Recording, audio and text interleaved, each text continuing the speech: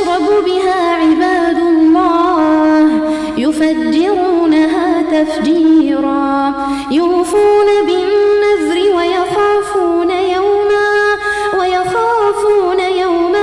كان شره مستطيرا ويطعمون الطعام على حبه مسكينا ويتيما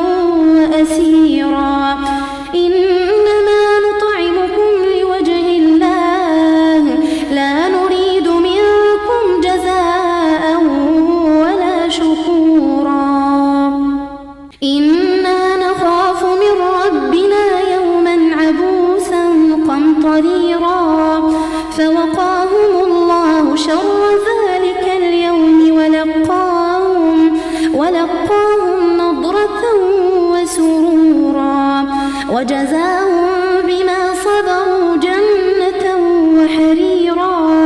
متكئين فيها على الأرائك لا يرون فيها شمسا ولا زمهريرا ودانية عليهم ظلالها وذللت قطوفها تذليلا ويطاف عليهم بآنية من فضة وأكواب كانت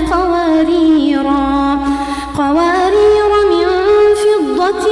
قدروها تقديرا ويسقون فيها كأسا كان مزاجها زنجبيلا عينا فيها تسمى سلسبيلا ويطوف عليهم ولدان مخلدون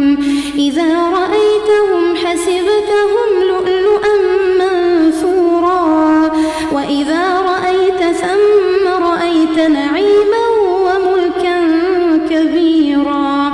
عاليهم ثياب سندس خضر واستبرق وحلوا أساور من فضة وسقاهم ربهم شرابا طهورا